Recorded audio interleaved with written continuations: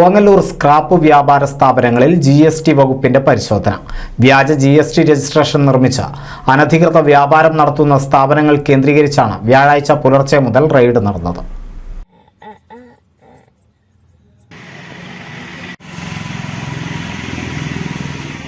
GST വകുപ്പിന് കീഴിലെ intelligence enforcement വിഭാഗങ്ങളുടെ കീഴിലാണ് പരിശോധന. വ്യാഴാഴ്ച പുലർച്ചെ 5 മണിക്ക് ആരംഭിച്ച പരിശോധന വൈകിട്ട് വരെ നീണ്ടുനിന്നു. ഓങ്ങല്ലൂരിലെ സ്ക്രാപ്പ് ഗോഡൌണുകളിൽ നിന്ന് വൻതോതിലുള്ള കൃത്രിമം കണ്ടെത്തിയതായാണ് സൂചന. കസ്റ്റഡിയിലെടുത്തവരെ എറണാകുളത്തെ ക്യാമ്പ് ഓഫീസിലെത്തിച്ച് ചോദ്യം ചെയ്യും. ഇതൊരു വലിയ റാക്കറ്റാണെന്നും മൊഴികളുടെ അടിസ്ഥാനത്തിൽ റെയ്ഡ് വ്യാപിപ്പിക്കുമെന്നും അധികൃതർ പറഞ്ഞു. 350 ഉദ്യോഗസ്ഥരുടെ നേതൃത്വത്തിൽ സംസ്ഥാനത്തെ 101 കേന്ദ്രങ്ങളിൽ ഒരേ സമയത്ത് GST വകുപ്പിന് കീഴിലെ ഇന്റലിജൻസ് എൻഫോഴ്സ്മെന്റ് വിഭാഗം പരിശോധന നടത്തി. വ്യാജ GST രജിസ്ട്രേഷൻ നിർമ്മിച്ച് അനധികൃത വ്യാപാരം നടത്തുന്ന സ്ഥാപനങ്ങളെക്കുറിച്ച് വകുപ്പിന് പരാതികൾ ലഭിച്ചിരുന്നു. ഈ സ്ഥാപനങ്ങൾ മാസങ്ങളായി GST വകുപ്പിന്റെ നിരീക്ഷണത്തിലായിരുന്നു.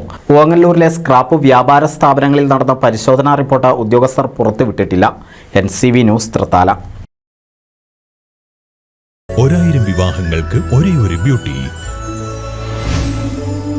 സിൽക്സ്, എടപ്പാൾ, ചാവക്കാട്, തൃപ്രയാർ, പുത്തനത്താണി, പെരിന്തൽമണ്ണ.